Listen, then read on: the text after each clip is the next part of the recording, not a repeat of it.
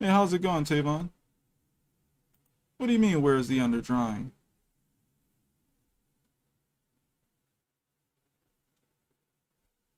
Where's that? Alright. Took me a little while, but I had to post different places.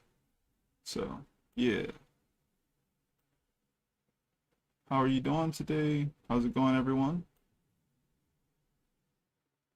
Let's see here, what else?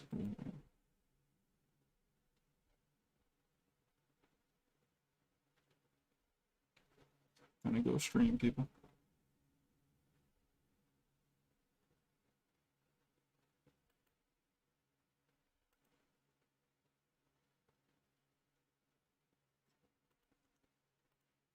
But yeah, let's see here. Let me gather everything else that I need. So now I can finally use the all the photos I gathered for this part of the story. Kind of be able to utilize them on creating the backgrounds and the prop designs and all that good stuff.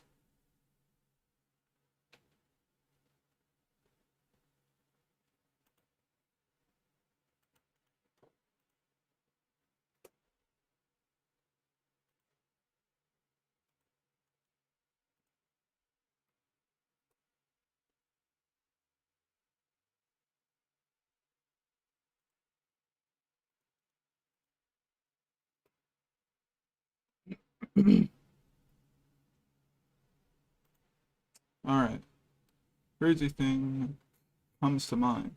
Why aren't there any Jedi clones? What do you mean? Wasn't there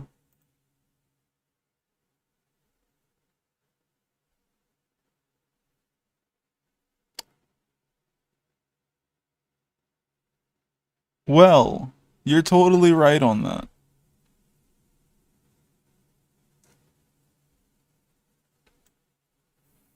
I mean, look, Star Wars is cool as a concept, but they they definitely drop the ball when it comes to all the things they could possibly get away with that concept, right? So that's what's wrong with that, I'd say.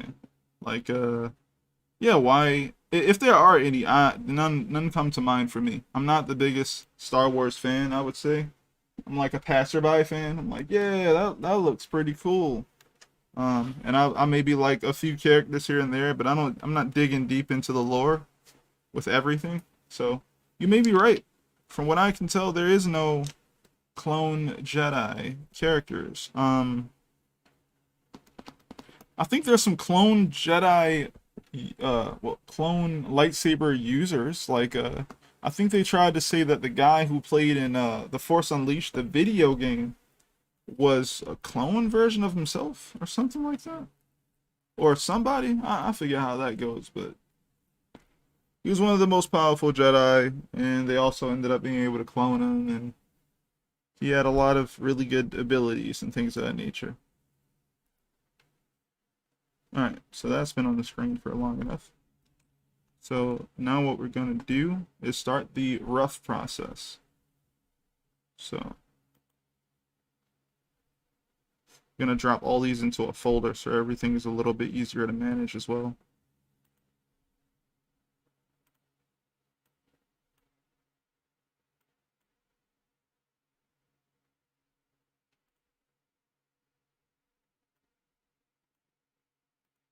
Alright, everything's in the folder now. Cool. Now I can do this.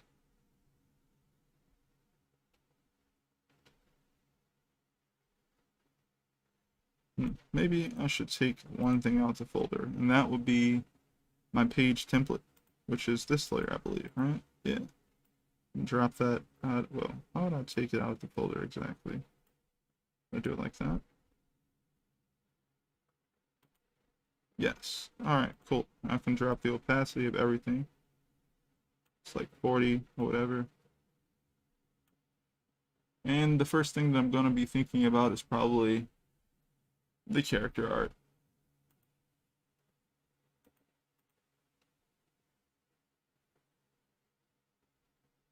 The other thing I wanted to probably, you know what? I can keep that on the screen for now.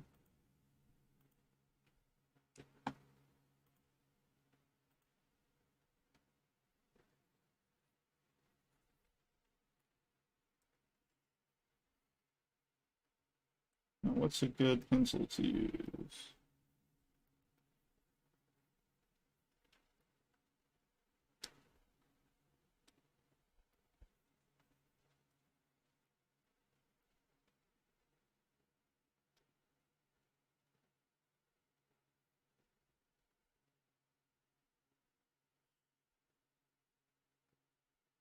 Always like that pencil.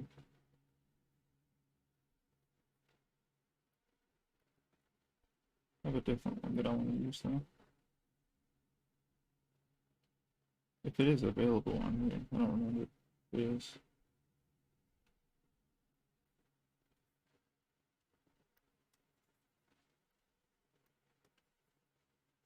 I'm always looking for the right pencil. That's good enough. I thought cloning Jedi was illegal or something. I mean, they weren't in power that long during that time. I mean, they did okay, but over time it was just like they weren't in power anymore. So you could clone anyone, I guess, if you were on the winning side, right?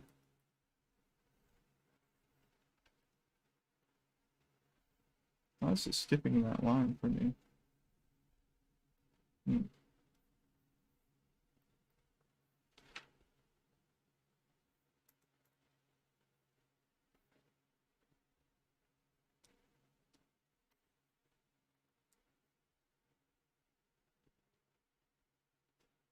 So yeah, I'm kind of trying different pencils right now.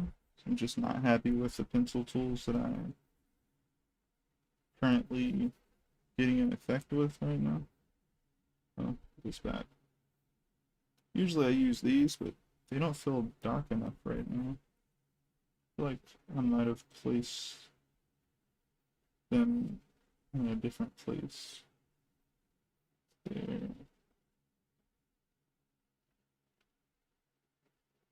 I feel like I had a collection of two of these things around. I don't know where it is now, though.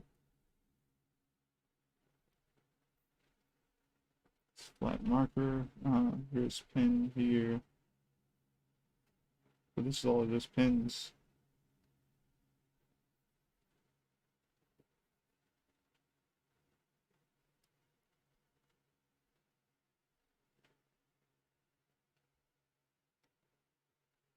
So might just have to deal with this one. I think it's fine. Doesn't get as dark as I like it, but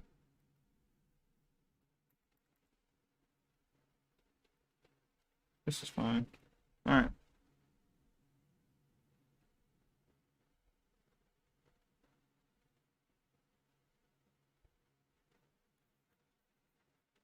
so that around there. It's up here. So I'm gonna go ahead and start drawing these characters in here.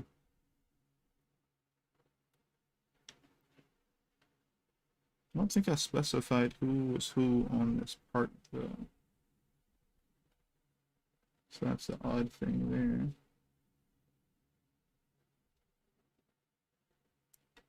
That's fine though. Make sure that this is low enough here.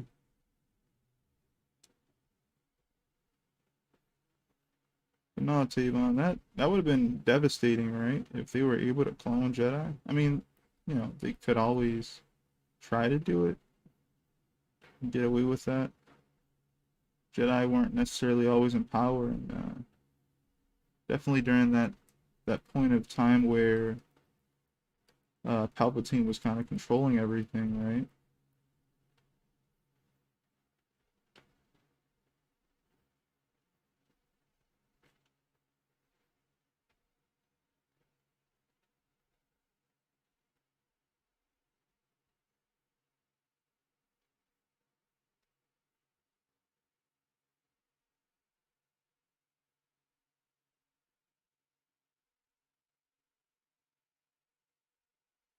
That's probably why it was such a big deal to have that guy in the video game. Get his name, it's like Galen Merrick or something like that.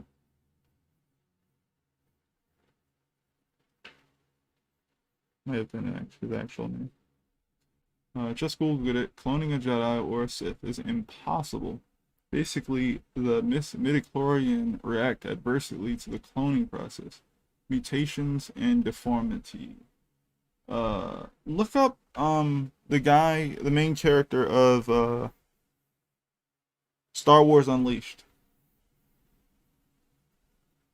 Yeah, look him up. I think definitely part two. Part two, I think, had revealed something like that. I could be off though.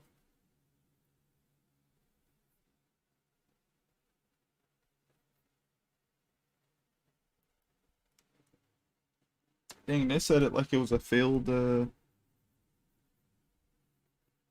it was failed fusion dance or something. Like, nah, it's not worth doing. They end up uh just not giving you the results you want.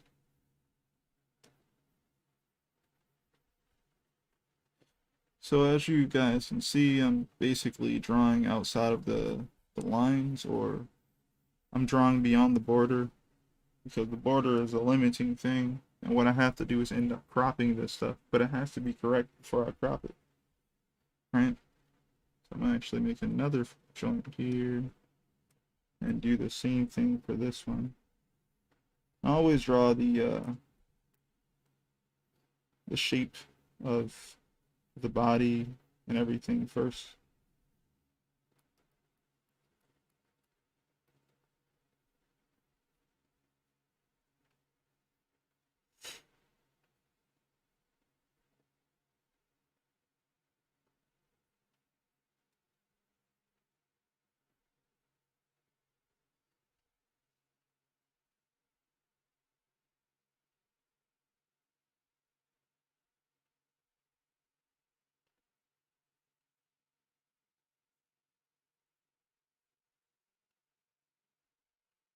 All right.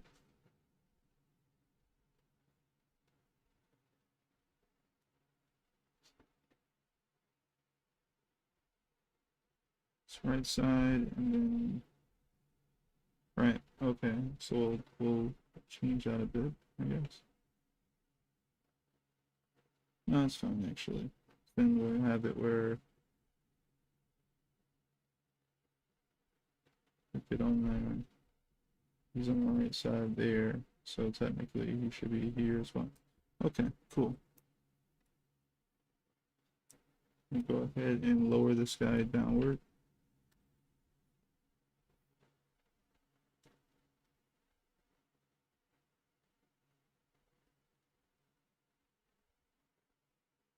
Looks a little bigger as well. The head should be around the same size-ish.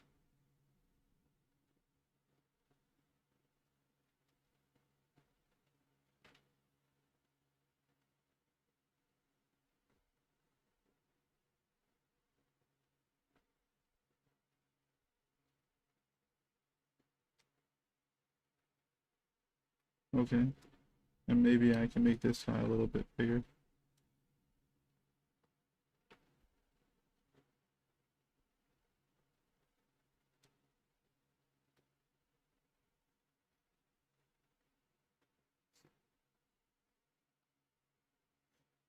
All right.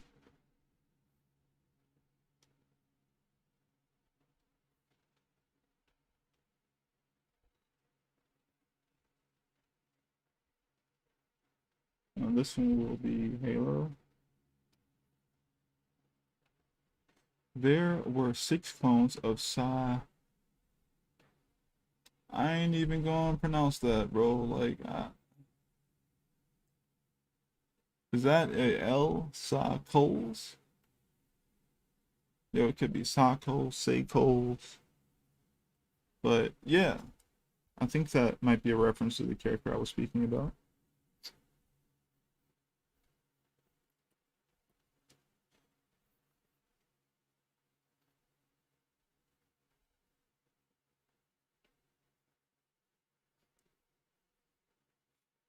Cool thing about this brush that I'm using is it gets darker the more you go over it. So in that way it's similar, like really similar to a pencil, I guess.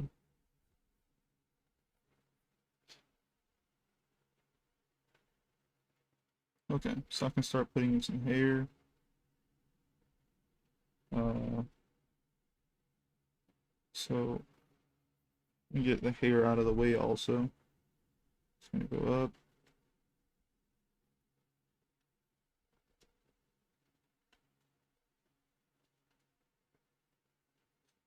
Like I drew him thinner than what he actually would be. That's interesting.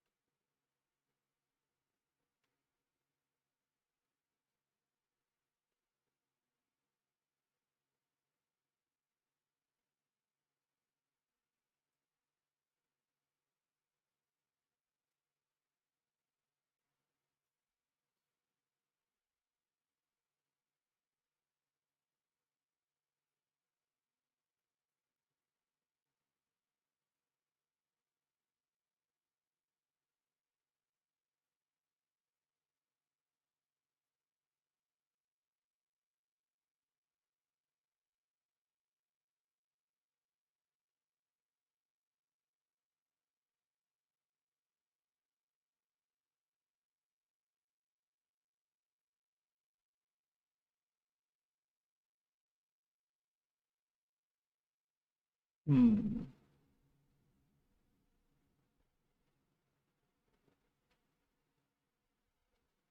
Alright, so if they're gonna be like that, let me see something. Let me see if I can possibly shrink these a little bit more. Don't need to be as big.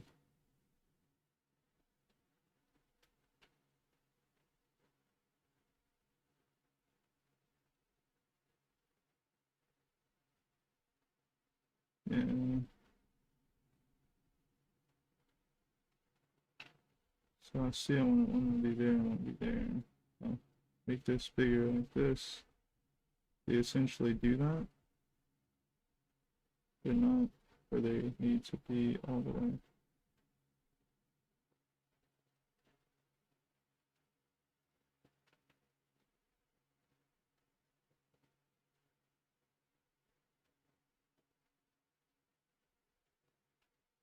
Guess that's fine.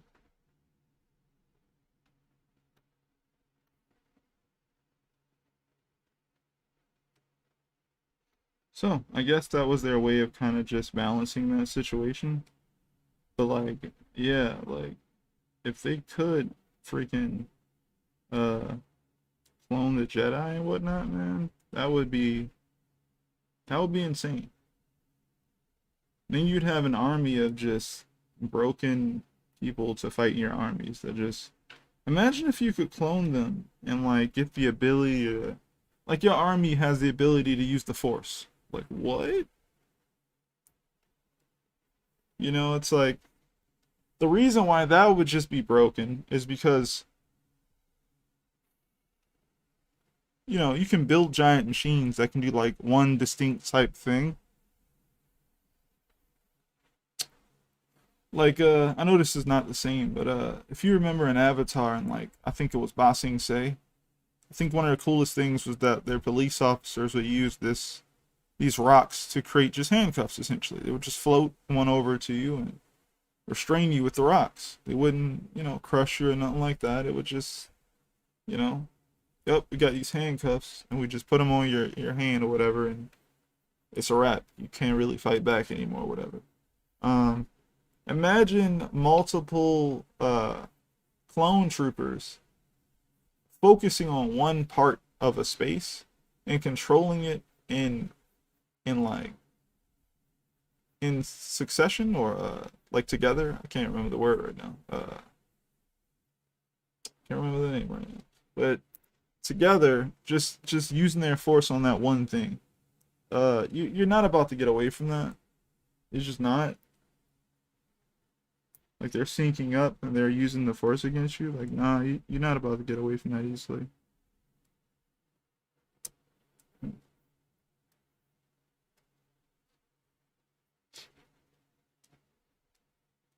So that's that. And this is what? That's wait, what? Oh, that's the hair. Oh, I did that. Okay, well, now I'm going to fuse them. If I can.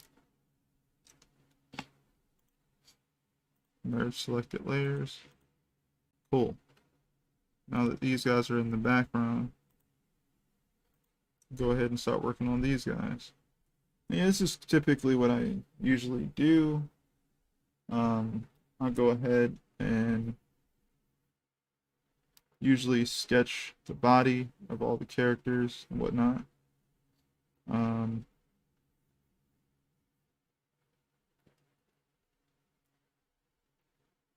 Usually sketch the bodies of these characters.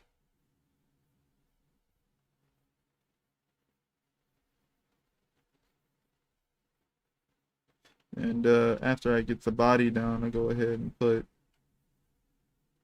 everything else there, like the clothing and stuff.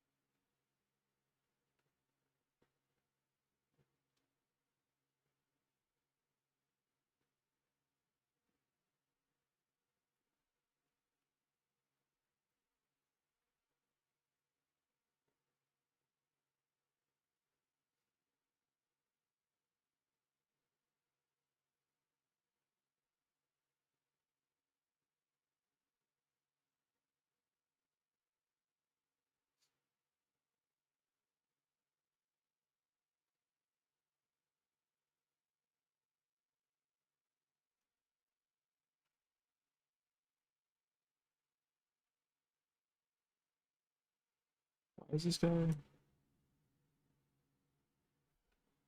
like posing like this again?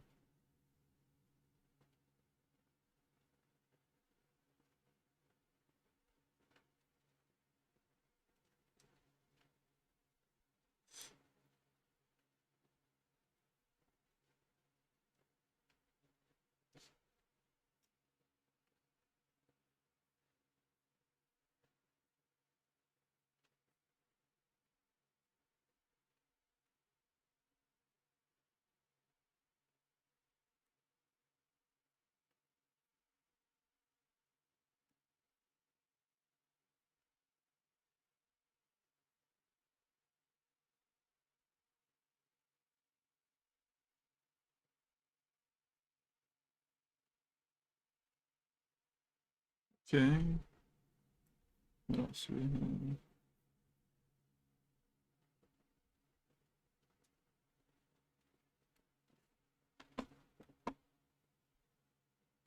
Was I smart enough to actually get a reference to the boat?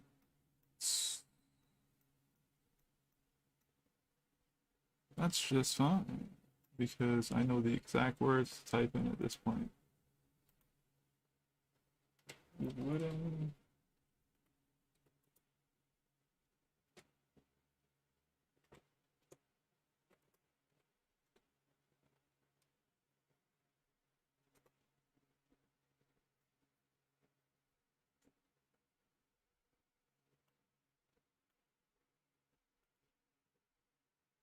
Okay.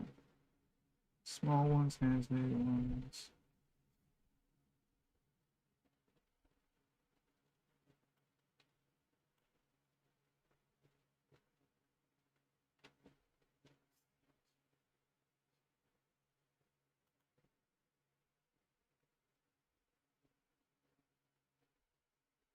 There we go. These are the ones I'm looking for right here. Um,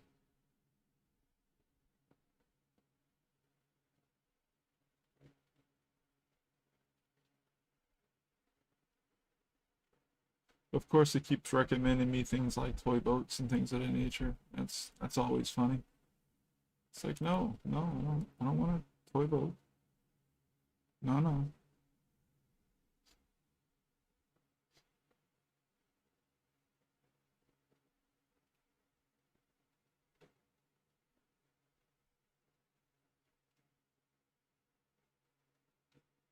Okay, is this? Let's see here. Drop that in there. Make that a lot bigger here.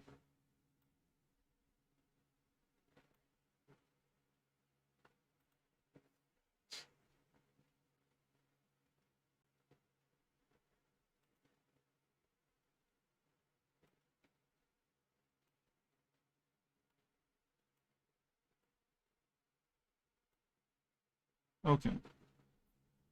I should have definitely added this last time, or the when I was looking for everything.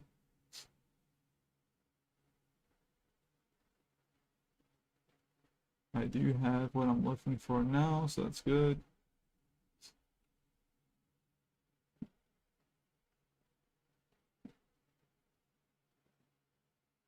Boats can get very small.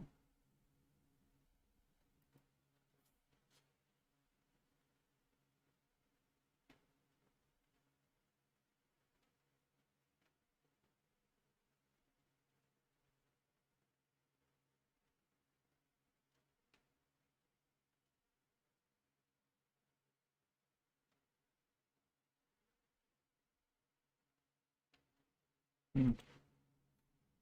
Alright, so we have our boat references now. Again, supposed to be 3 of them.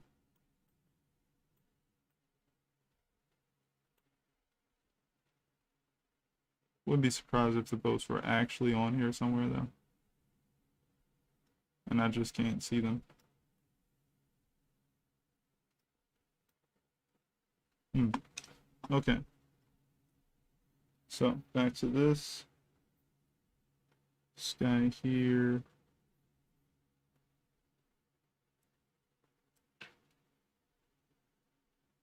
I don't know if I want him to be standing on there like that though. It seems to be the thing that feels off to me.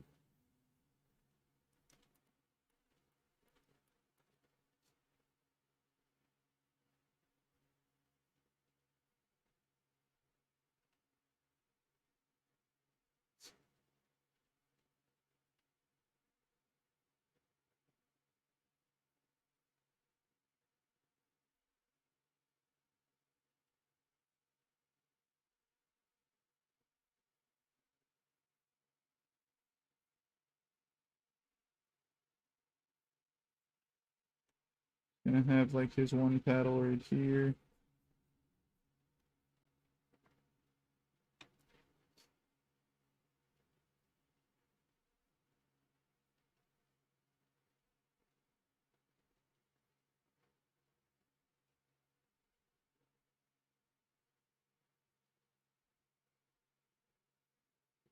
Okay. Got the back of the boat here.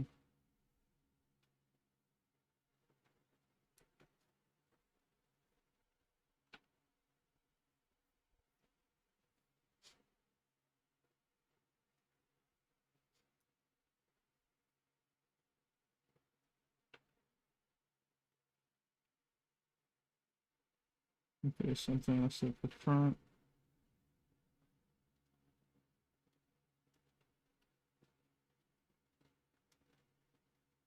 We're just gonna make his hair go upward like this.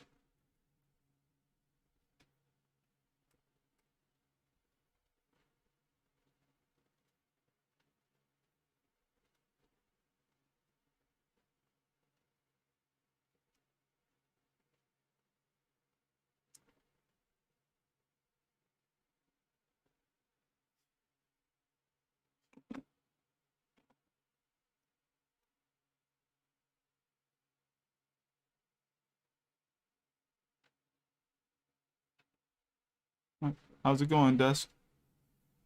Scaling things into perspective is so hard. Hmm. In what way do you mean?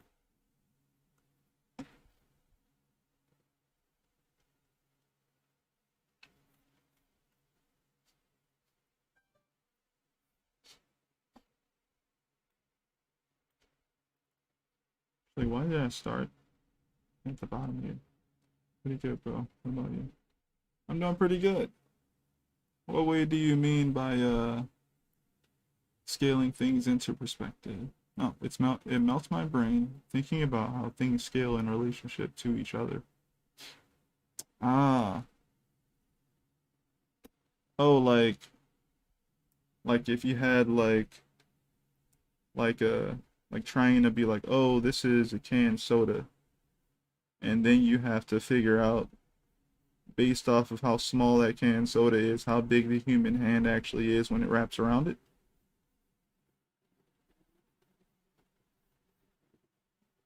That type of thing.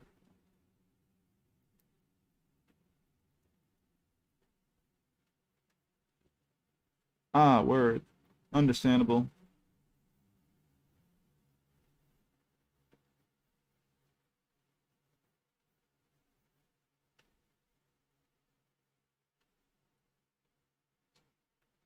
Need way more mileage. Too many things to work on. Yeah, it's difficult. I honestly just play with shapes a lot, and that does a great deal, I guess. But yeah, that the good thing is we have like digital stuff to deal with. So now, like, this is this is what my whole sheet looks like, right? And we have stuff like PureRef. So technically, we have a source that we can kind of be like, if we wanted to, we could be like every day, uh, drawing cylinders and in perspective and stuff like that. And over time, right? Let's say we've drawn all these cylinders, just playing around with turning them in space essentially, just manipulating them and stuff. Each one of these cylinders have a different perspective to them. What we can eventually do is, if we wanted to, go on a different layer, drop that down, and then be like, okay, this is a canned soda. Now I'm practicing taking these cylinders and turning them into a real world item. And you go like, hold on, like don't what type of bottom do canned sodas have? Like, do they have a raised bottom or a flattened one or whatever? Like does canned soda raise up or not? You can practice those types of things and use these joints right here as like a stepping stone, like an underdrawing, right? And then you can also put items that relate to them in shape and size next to them, right? This is our whatchamacallit here. Make it whatever shape you want. It's a circle. This is a raised part here. It's down like that. And you can kind of, yeah, you can kind of play around with that. Now we can have it where it's on the bottom, or this is the top at the bottom. This kind of goes inward, so it kind of has a what is it, concave? So you can like put a circle like that.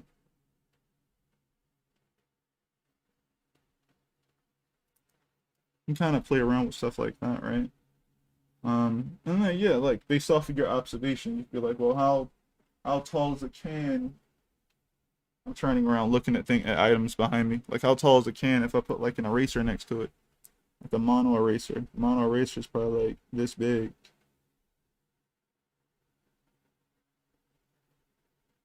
Compared to how big a canned soda would be.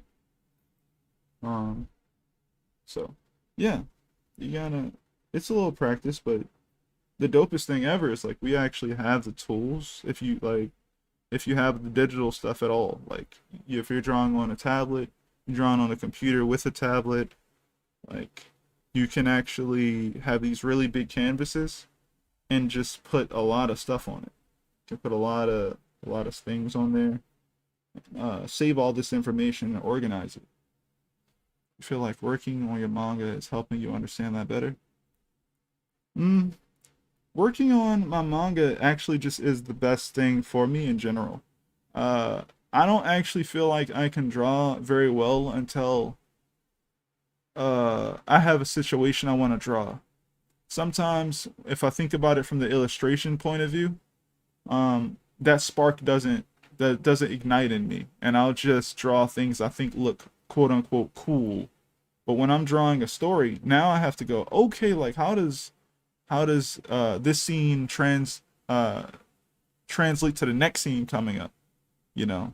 And by learning that type of stuff, my brain is just like, oh snap, like it's really going. Okay, what could possibly happen next?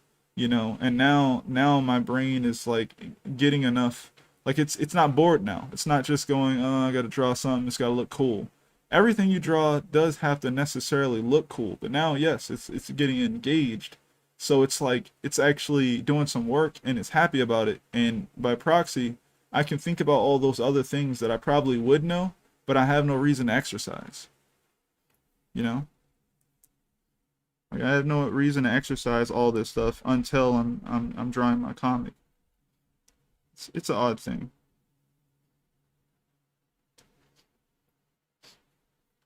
Like these guys are on a different layer than this.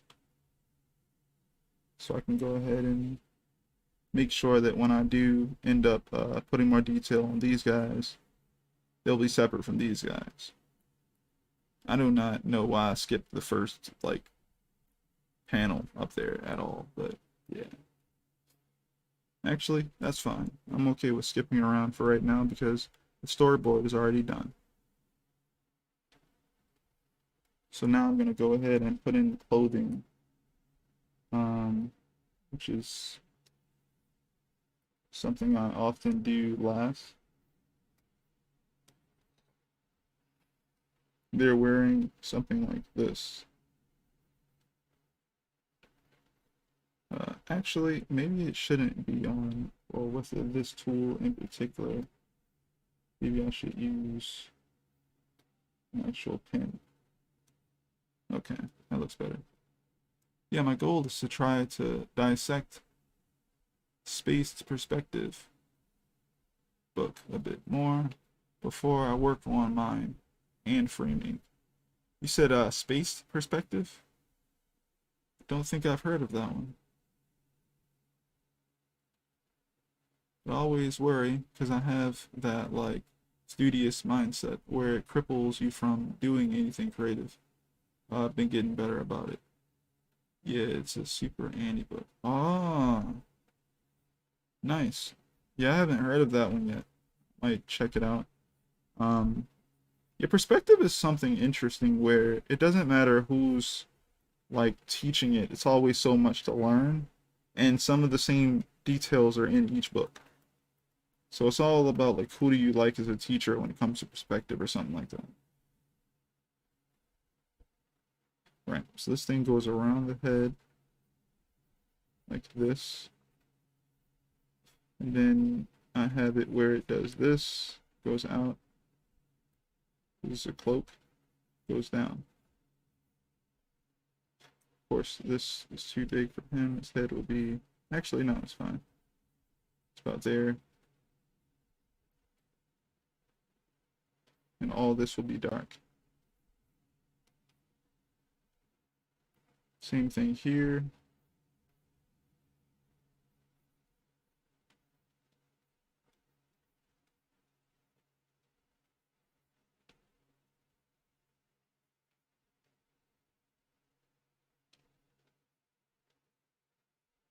And there we go. Yeah, those there.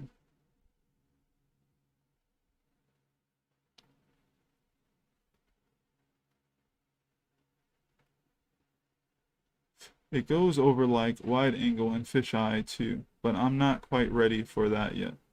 For real. The coolest part too is like sometimes a different wording from another teacher can make a concept finally stick. Yeah, it's very true.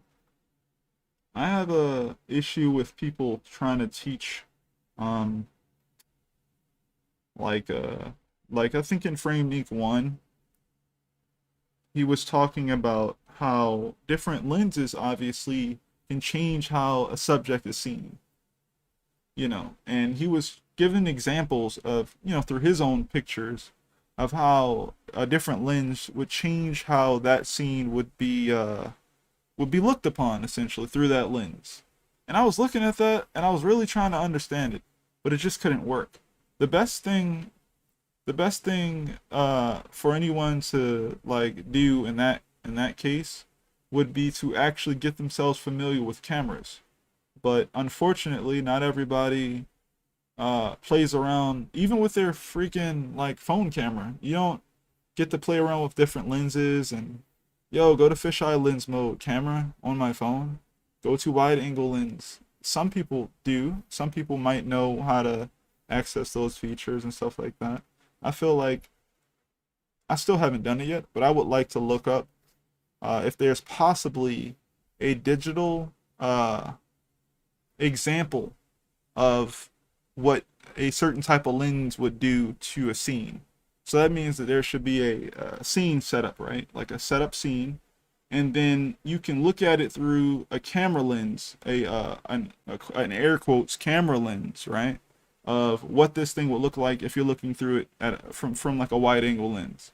Then what this thing, the same subject, will look like through a long lens, uh, and a fisheye lens. These types of things. And by doing that, you'll realize what's not in the frame anymore, what's distorted in the frame, and how it's changed. And then your brain will go, okay, you'll be able to write down your own notes about what you saw that changed. And then when you fake it essentially in your own setups, you'll be able to kind of understand why you'd want to change the lens for the scene. Because every lens creates a different type of moment, creates a different emotional effect based on how normal, quote unquote normal, right? As in something that you or I would see with our own eyes. You have those lenses that are closest to what our actual eyesight is like. I think 50 millimeter lens, which is I believe a wide angle lens, is the closest thing, or very similar to a human sight. And then you have stuff like the long lens, which can be used sometimes for even like macro photography, not macro, but like really small photography stuff. It like skews it a certain way. It makes things fit into the frame that would otherwise not be very close together, I believe. And then you have lenses like fisheye, which skews everything a certain way and curvilinear perspective and all that good stuff.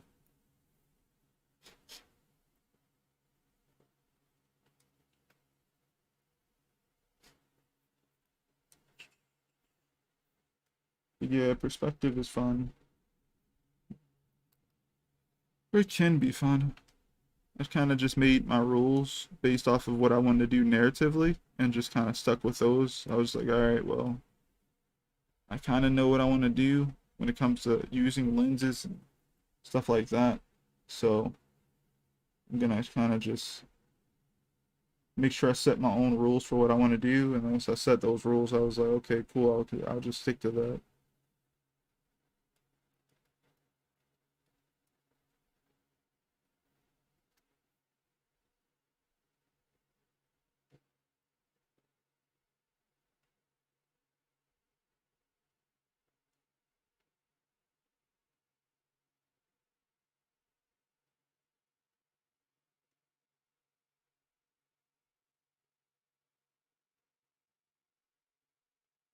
Thank you. I try. I try. I learn what I can. I put it into practice, and I usually go over it 3 times. This is my second pass. Well, technically my third since I had to review it. I always review what I do to know what I might like or change or if I need to change anything.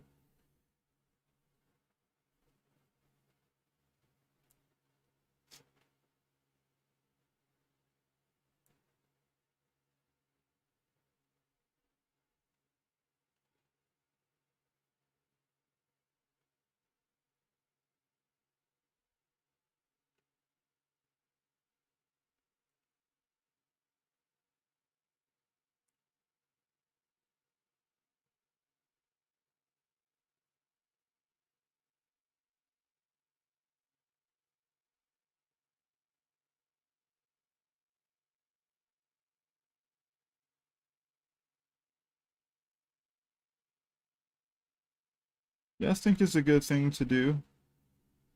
I think when we get better at something, we'll be able to just make better decisions faster, right?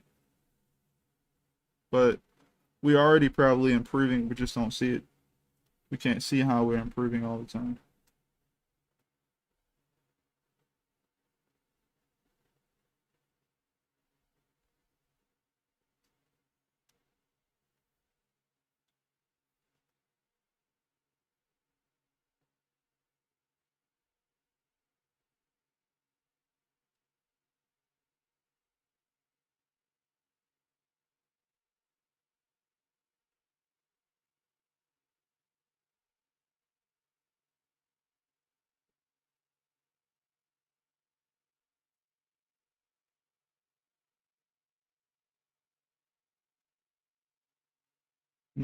Don't like this.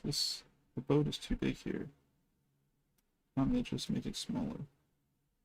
This. There we go.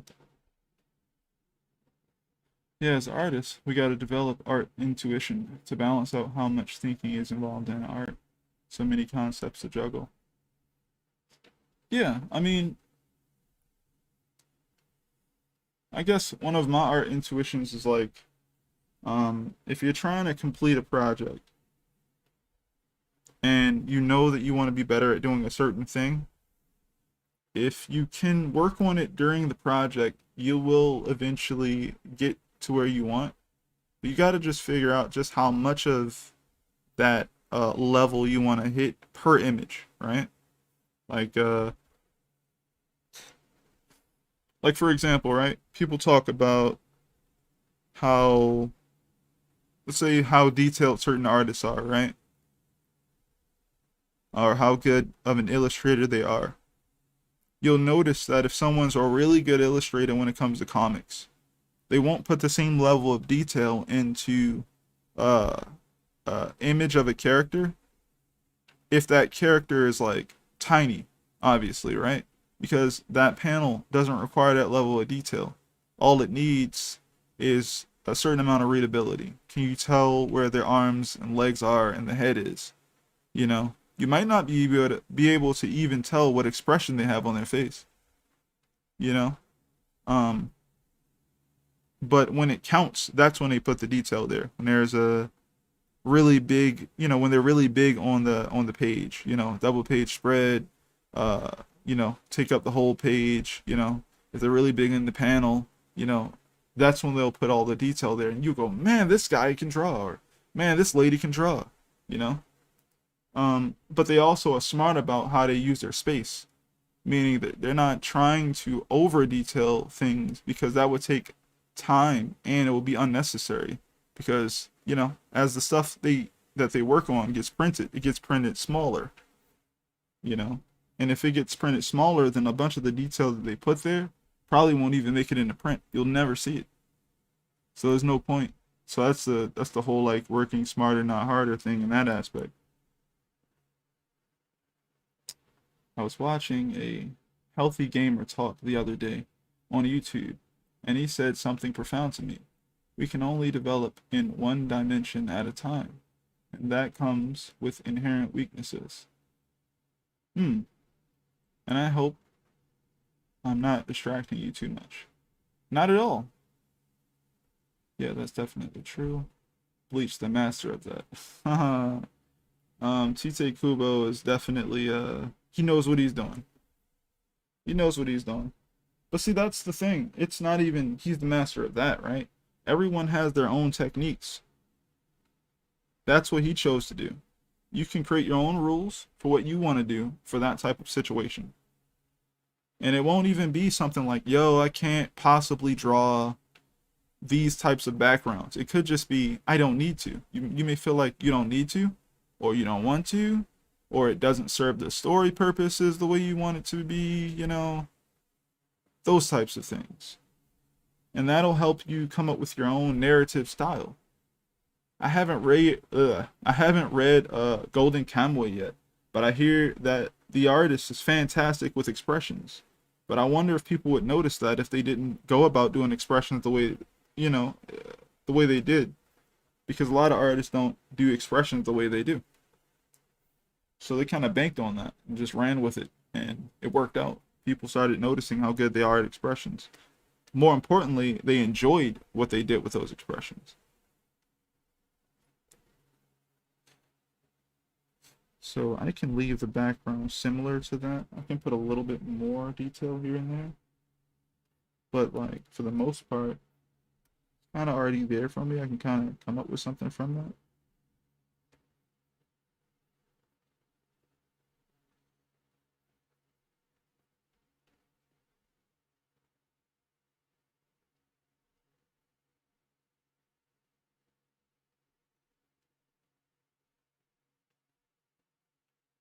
No, you're not distracting me.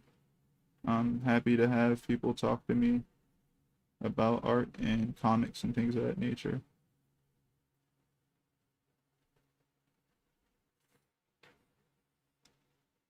Gotta check it out. Haven't seen Going to Camo yet either, but it's on my list. Right.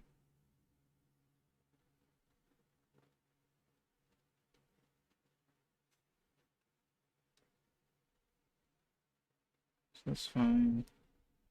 I'm gonna be doing something with the clouds here, so I have to figure that out. What can I do? These are the top of these trees here. Gonna go up there, so that'll create this sort of motion. What can I do to help that? Uh,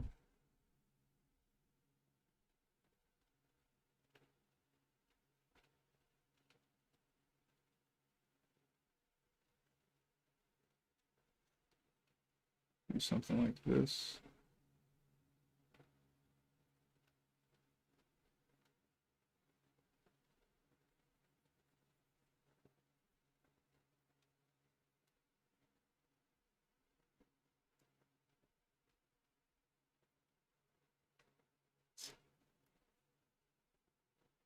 Guess I can create what? I would change probably this formation here. What would I change it to? Something like this, maybe? I would leave this open. Maybe I create something like this.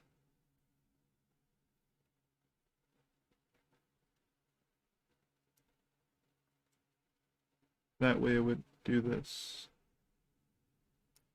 Okay. And this is mainly going to be sky. Maybe I could have it where sun is shining through here. That could be cool.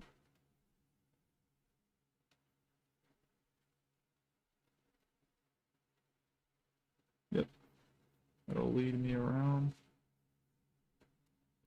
These arches in the water will also lead me around.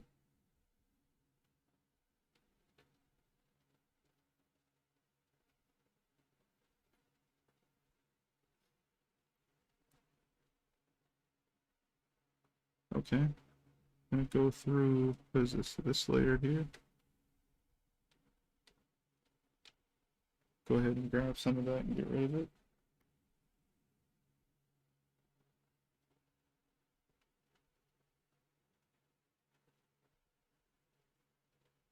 Why is... See,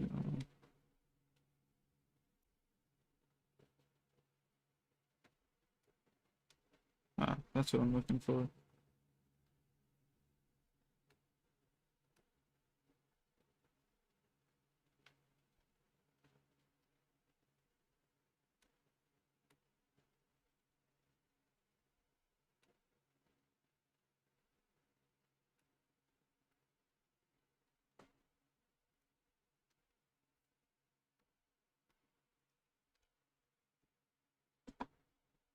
Alright, cool.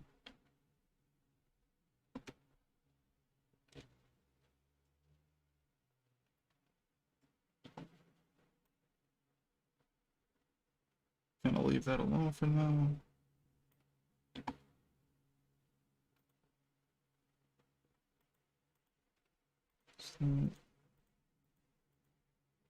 Background. Okay, should probably do some color labels.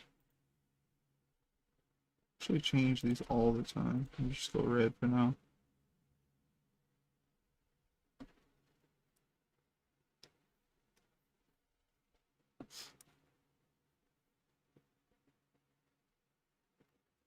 Okay, so put this guy here.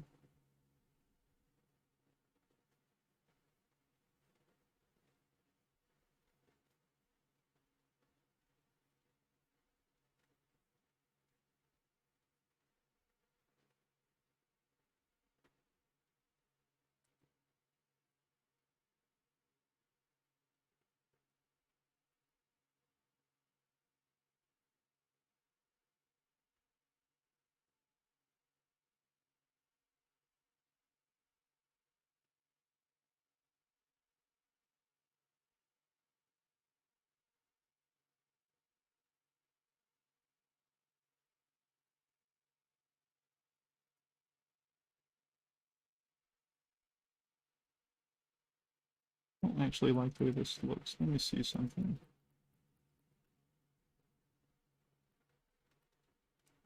Okay, so I'm gonna put this guy here.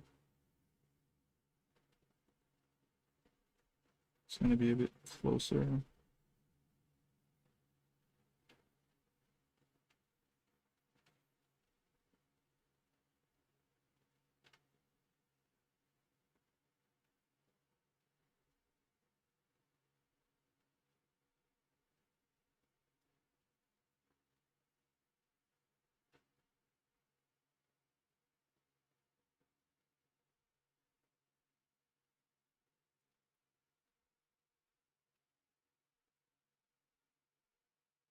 Okay then, see you later.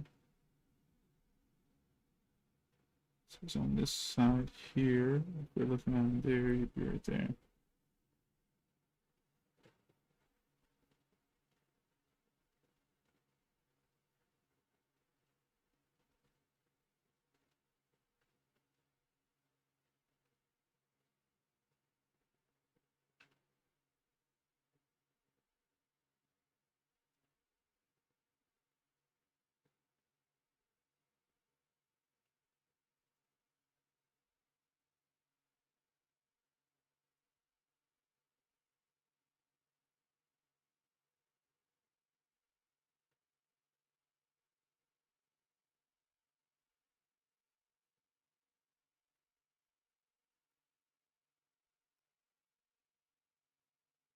Actually start switching over to the hard eraser.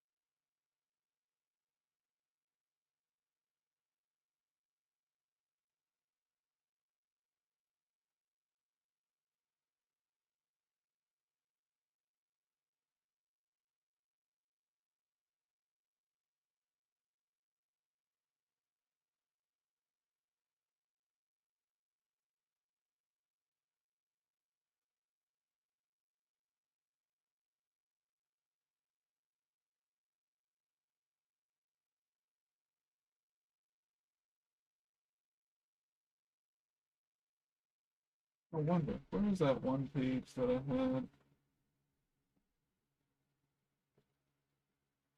scanned the chapter some time ago? Looking for a page that actually has certain details on it.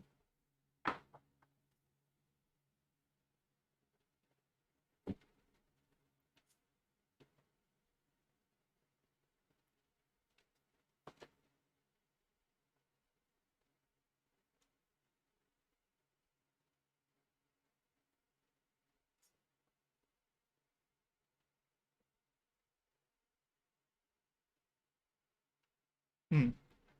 I don't see it, but that's okay.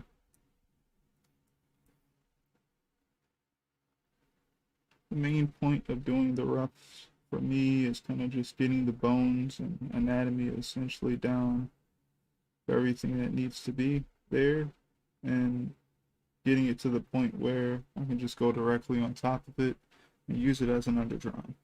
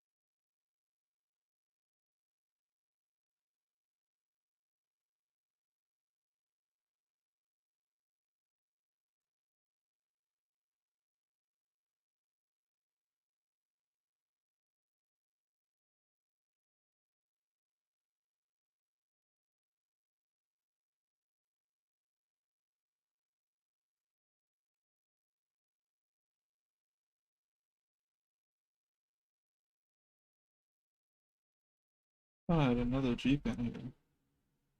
I guess I only have that on my iPad.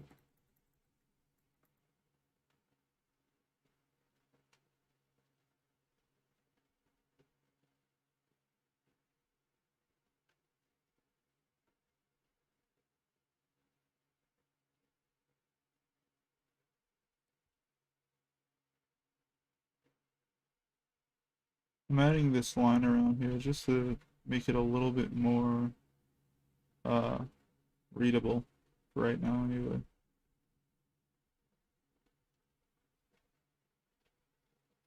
Alright, back to here. I think one day when I'm smarter, maybe it'll be after May, right? Because you guys know that I'm going away a little bit on May, a bit on May, right? Where I'll be making sure family is okay, celebrating birthdays and things of that nature, right? Um, but basically, I do want to get some things organized and done better. when it comes to Clip Studio, I've always wanted to kind of manage it better. And I feel like almost like every month, some type of way I should be updating how I work on Clip Studio. Like every 30 days, I feel like something could possibly easily change. And if I don't do it, then I feel like I'm a little bit behind. There's a lot of ideas I have. And at this point now I have a lot of what is it called? Consistency with certain things, right? So when it comes to Clip Studio, I would like to basically be able to um one sec. My brain is malfunctioning. Uh I would like to be able to have things organized a certain way. Like for example's sake, I am doing roughs right now over my thumbnails. So this is me getting to clean storyboards to go over for an underdrawing, right? I should definitely have tools set aside at this point that I find reliable. Certain pencils, certain inking tools, and stuff like that. But I don't. And every single time I get back to this process, I have to fiddle and kind of go through again and find which ones I like. Because these tools are kind of set up for like my whole entire process, not each specific process. So what I probably will end up doing is creating a new like sub tool folder or whatever it's going to be.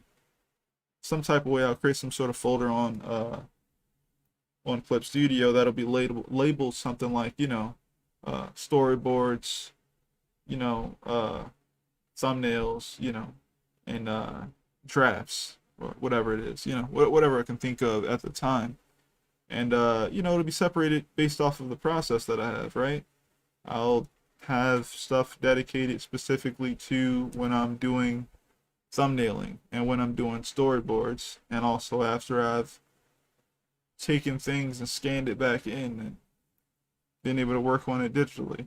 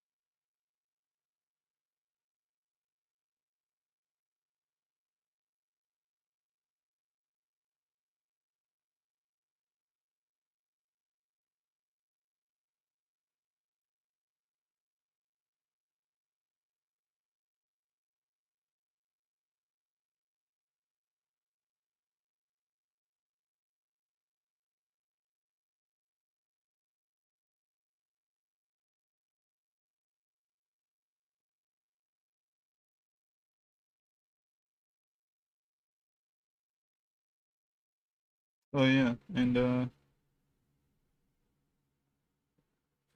for me, the storyboarding process or the thumbnail to the storyboarding process is mainly just, you know what, technically no, thumbnailing. Thumbnailing itself, once you have like an understanding of what you're trying to do, to me, that's comics to me. Like problem solving and narrative for because of that narrative, like you got to problem solve.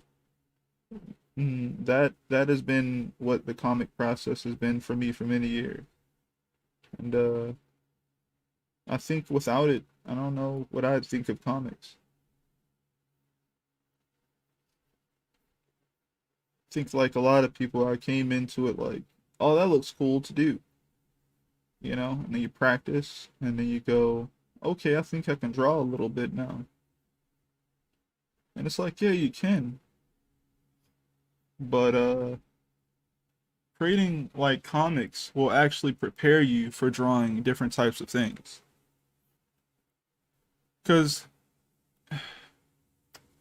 like no matter like if you want to create an interesting story, you're not just gonna stick to the things that you think you draw well. You're just not. You're just actually going to have to draw things that you never think you would draw.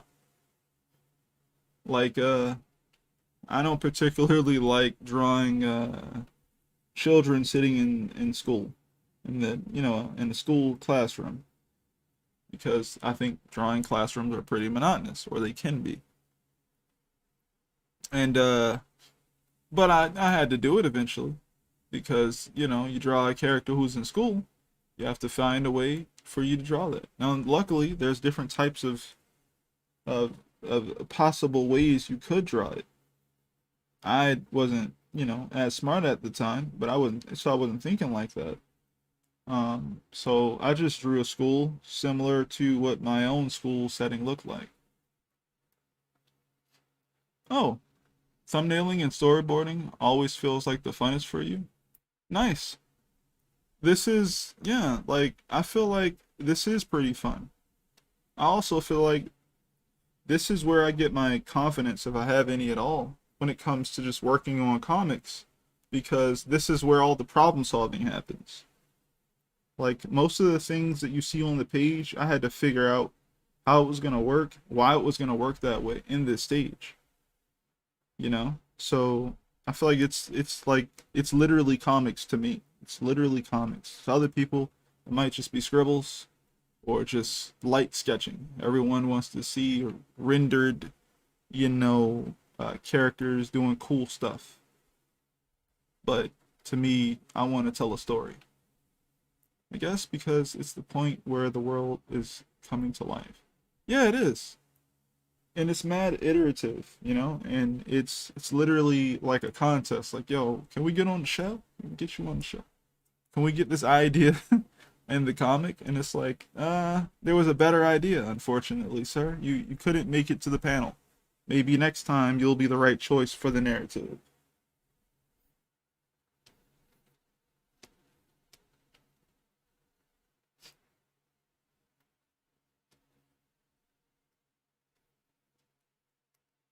And this is how, I guess I wouldn't call them geniuses, right? But this is how I find out how good certain other comic book artists are. We should get you on the strip. Like when you start practicing, like yeah, you start off and you think, oh, I can draw a little bit. I guess I could draw anything. It's like you could, I guess, if you put your mind to it, draw anything. But when you're working with comics, you're like, it's not just that you drew a thing that like you're telling a story about, but now it's like, well, was that literally the best frame you could possibly make? Did you crop it the best way it could be cropped? Did you shoot it from the angle that could have shown that thing the best? And then the fact is, like, despite each thing being thought of as a separate image per image value type thing, it's actually all about continuity, right? Where it's one after the other after the other. Was it the right shot at the right angle based off the previous shot that you created to get to that step? It's all of that, you know. So when I was younger, I focused really hard on getting good at drawing, as far as like rendering and just the chops for being able to draw stuff, just anything. Now I'm all like drawing to tell a story is just it's just different because I feel like when we were younger, we were mesmerized by the cover artists or the guy who could draw really cool, detailed foreshortening, you know, forced perspective on characters' bodies, and we're like, man, look at this guy. He's contorting the body in such a way. He's so cool. Oh, that style is so cool. And now I'm all like looking at people do panel sequences, losing my mind over how good the transitions were at this point. That's really what I care about. That's really what I'm interested in. Well, how good the moment was because of the panel sequence was built the way it was.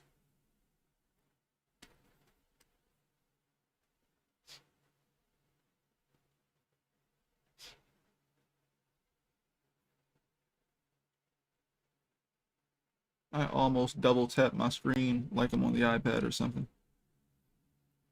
So I think that this would be the middle of this somewhat. Go ahead and put that here.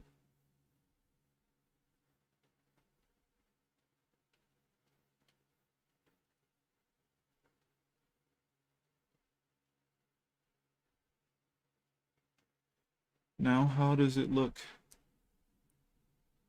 Oh man, you know what else is interesting? If you guys don't know, you probably don't know, because I don't actually do fan art a lot at all. But Samurai Jack is one of my favorite cartoons. It's probably my favorite cartoon at this point. Um, if you've ever had a chance, please try and look up a video of how uh certain people who worked on Samurai Jack directed some of the episodes as far as like storyboarding wise, like how they pitched it, right? Those are really cool. I've seen people pitch a episode of Samurai Jack and they just have all the storyboards on the wall and they're literally voice acting and narrating everything that's happening as the camera is panning down through each of the storyboards. They're just pointing to it and telling you what's happening and making all the sound effects and playing all the different characters, and it's so good. It's so good though because like you see people who are very enthusiastic about the scenes that they're crafting. And it's amazing because like they're the director of that scene when they're storyboarding it, right? So to see their enthusiasm with it or for it is just great. Because honestly, you end up feeling that way when you see the scene. At least that's how I felt. I was like, wow, like this is the guy who worked on the cut for this moment. This is amazing. This is great. I love this part. I remember this part. And that's another thing. Sometimes you think, that one detail that I like here was probably created by some other person or whoever else, you know. But sometimes you find out, holy crap, that was one guy. He actually thought of that. He thought of that whole part, that whole little joke in there. That was on his storyboards. He thought of that whole thing. It's really cool.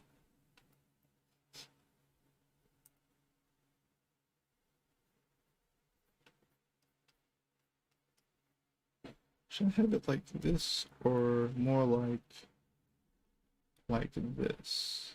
Be like that. Which way works better? I feel like this works better because I can use the waves of the movement to kind of push us forward like that.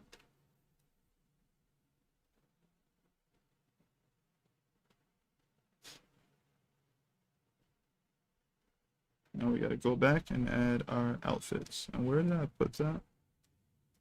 It's this one right here. I'm gonna actually make this blue since I'm using blue to create the outfits on the panel.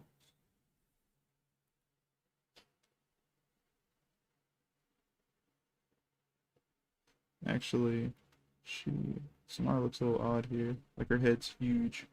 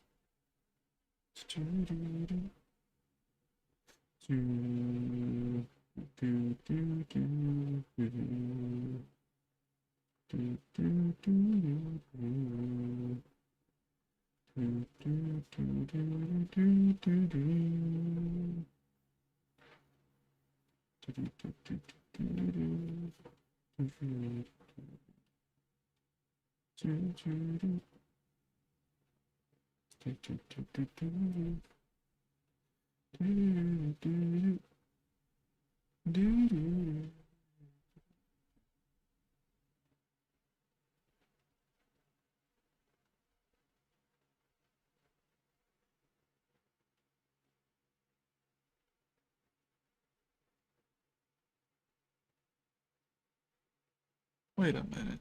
How does this work again?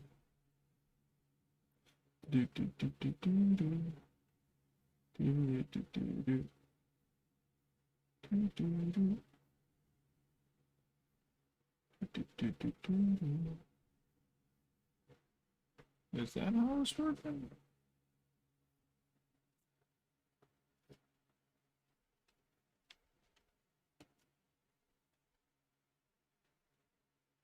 Oh, okay. Cool. I was about to say, I don't think so.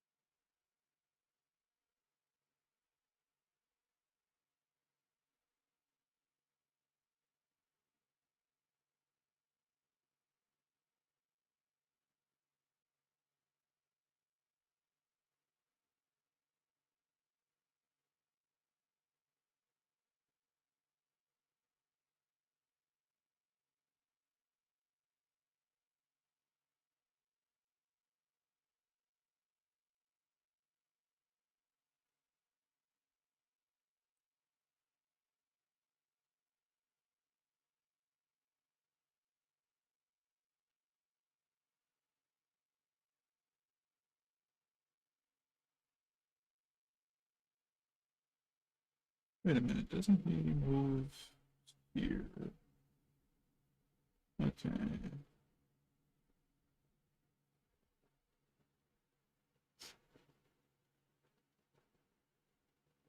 That's what I'm worried about.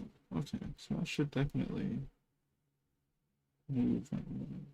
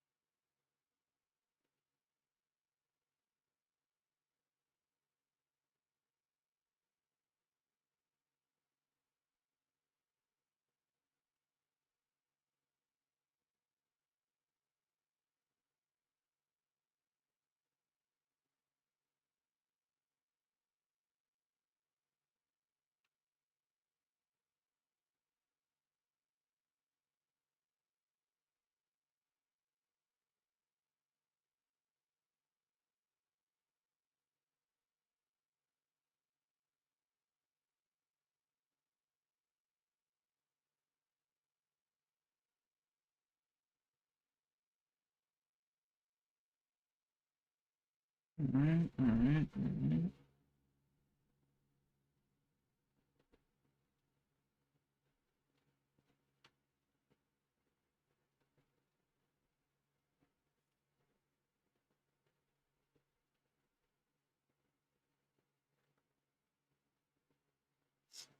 I wonder, is it faster to row sitting backwards, like sitting with your back towards an area, or is it better if you're rowing looking forward?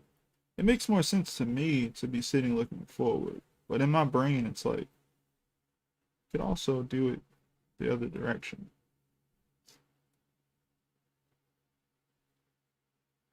Do do do do do do do do do do do do do do do do do do do do.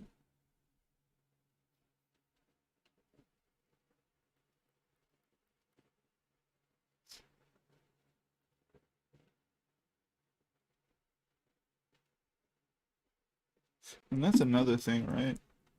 Because I end up drawing things I would never probably really draw unless I had a story to tell. I learn so much while I'm telling the story. Like little things like what I just asked.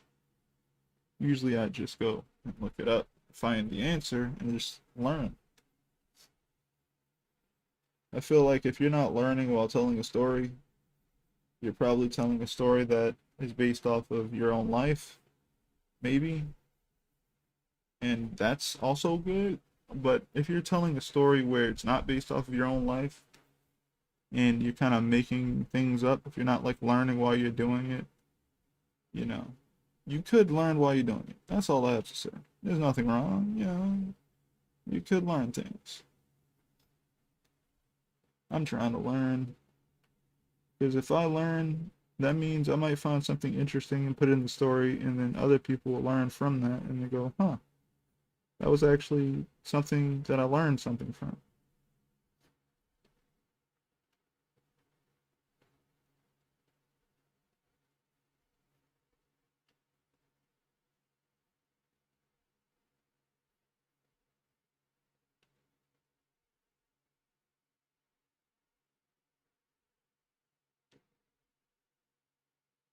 Just get you on the trip.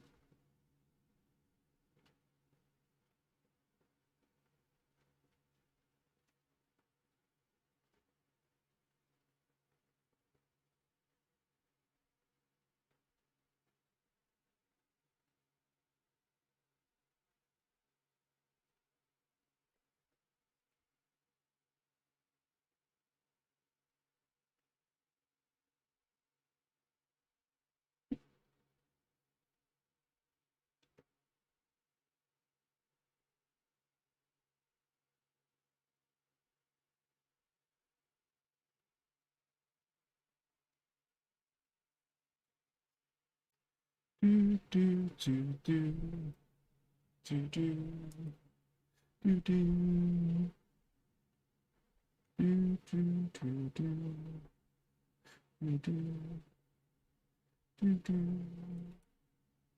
do do do do do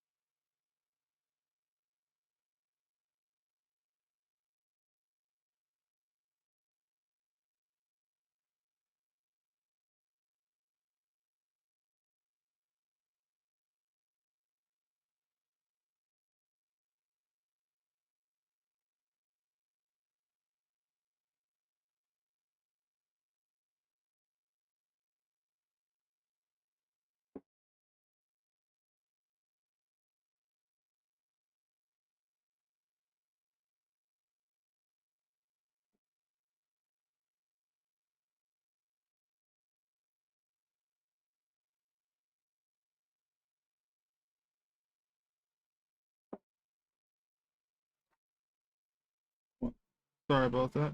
I had to go ahead and grab some reference.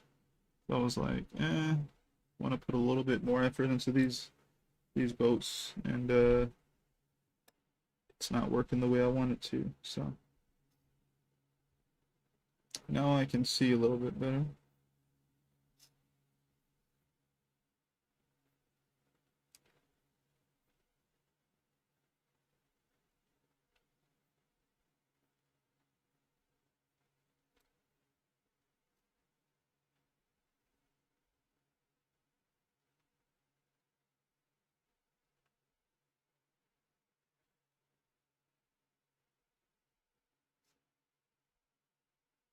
Alright, so from what I see, there is a place to sit.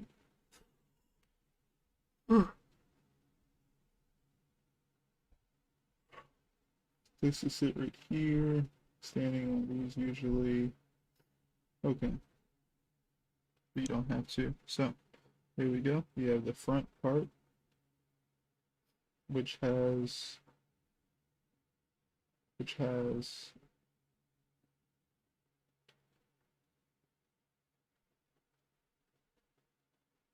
very hard to see part, but I'm just gonna try it.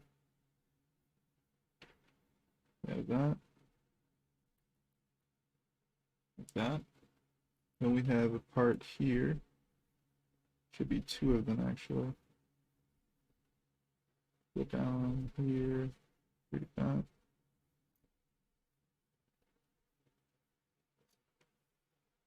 And that's wrong. So this is where things could get difficult, right?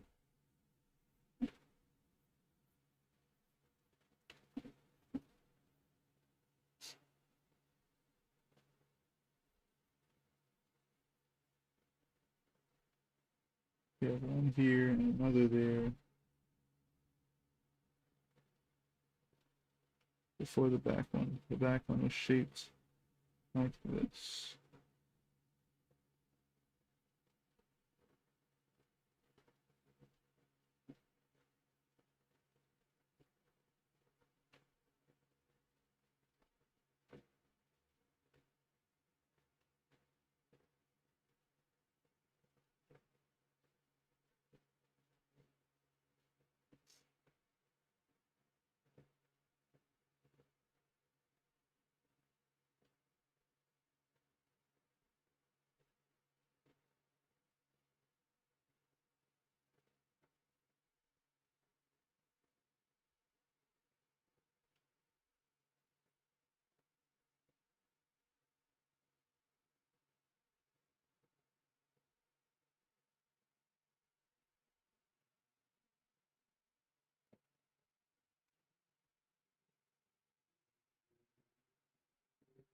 Okay.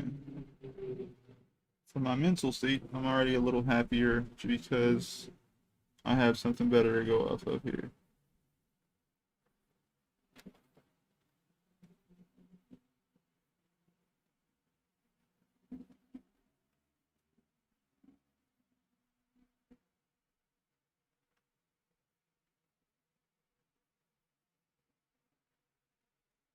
A little wonky, but we'll fix it eventually.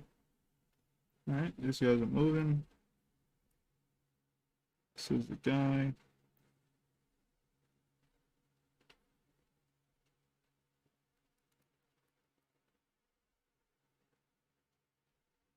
I'm kind of sitting here.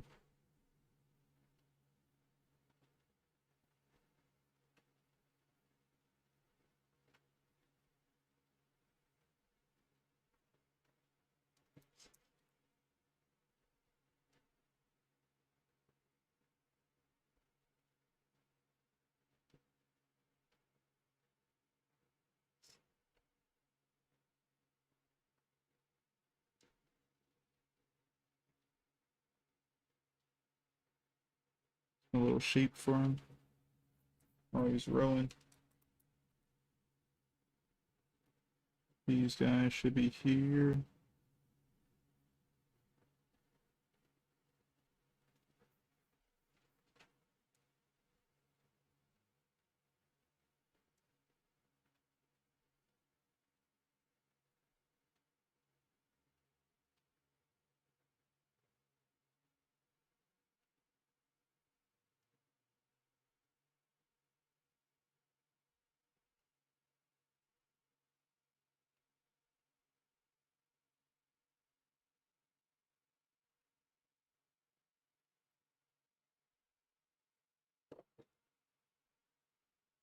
Alright, let's erase out.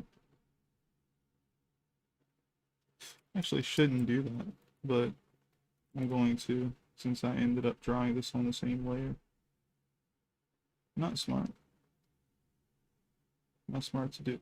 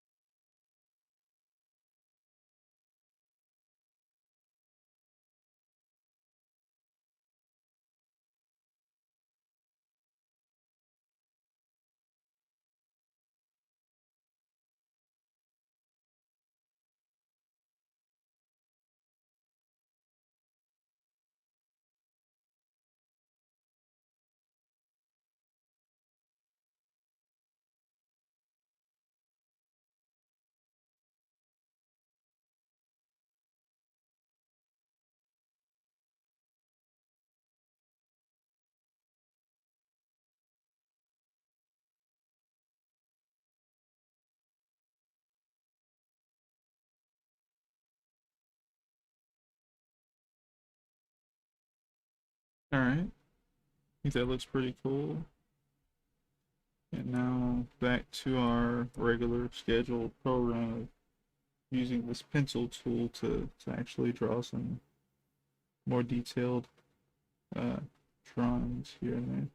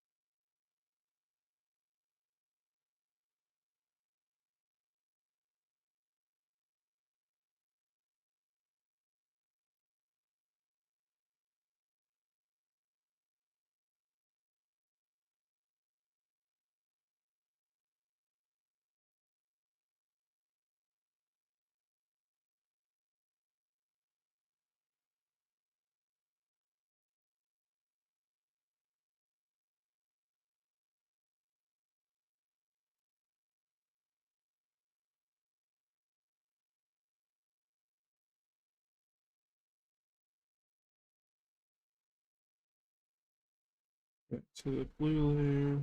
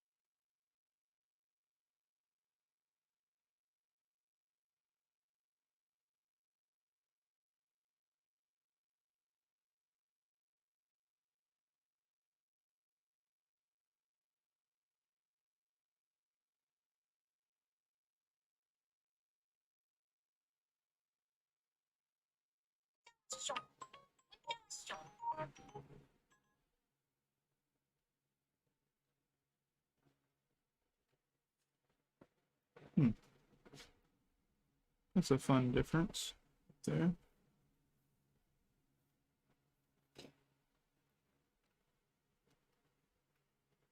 One, two, three pages so far.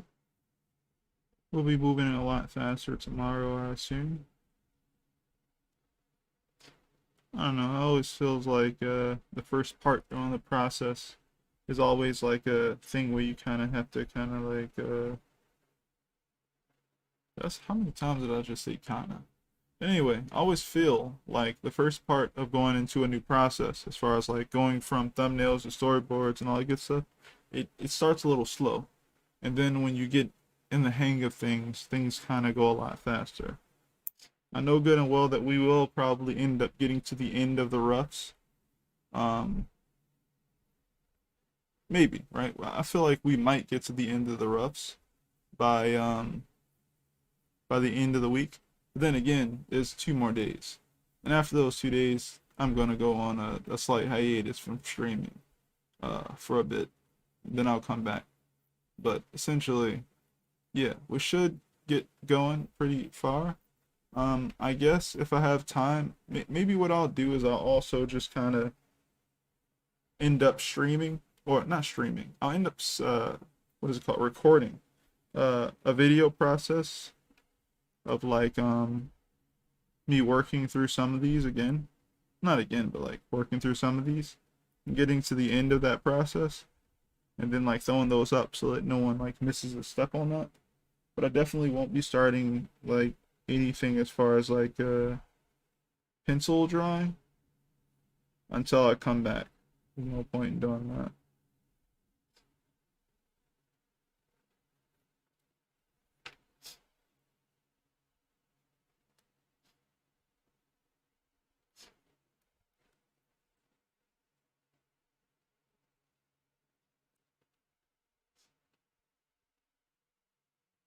What's this other stuff?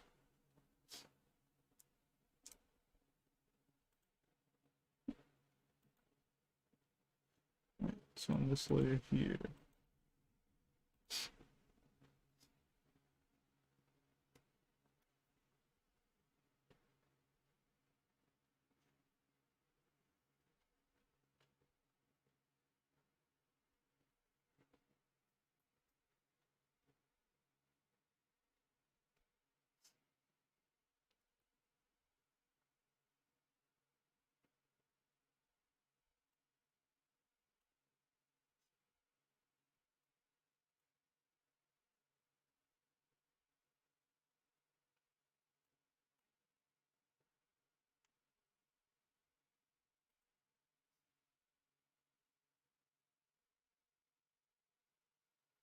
Hmm. Hmm. But yeah, I'll definitely be coming back to this tomorrow. We have 2 more streams until the end of the week, so that'd be dope. Um, I assume if I'm moving at the speed that I should be able to knock out 5 or more pages tomorrow and the next day. So I'm thinking we should at least be around page 13-ish by the end of the week, maybe even 15, which means we would only have about 3 or 4 more pages, I believe. Because how many of them are in this chapter? This chapter goes to about 17 pages. So yeah, um, that'd be a decent amount.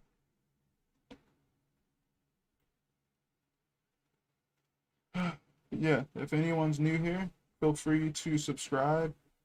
If you enjoy the content, I usually do this every weekday, working on my comic, The Divinity, and working through breaking down panel layouts, storyboards, thumbnails, and even doing some traditional streams where I work on the pages traditionally. I ink sometimes, I draw the pages, I scan them back in, and I kind of go through the whole process. Everything except for the text, other than the sound effects, because I don't want to spoil you guys on the actual, what's actually going on or the details beyond just what the images show you. Um, Eventually these pages will come out. You guys will get a different point of view. But if anyone's trying to learn how to work on comics, work on any illustrations, definitely come back. You know, every what these videos will be up even after I stream them. So if you don't catch a stream, videos will stay up. But yeah, I usually record these videos and stream them at 9 p.m. Eastern Standard Time. So if you feel like you can make it, come hang out, ask me questions if you have any, or talk about your project. Other than that, thanks everyone for coming by. Oh, also like the video. I guess I'm supposed to say that. So yeah, like the video, guys. Subscribe. Um, and yeah, I'm gonna get ready to get out of here. Thank you all for coming by. And I'll see you tomorrow. Peace, everyone.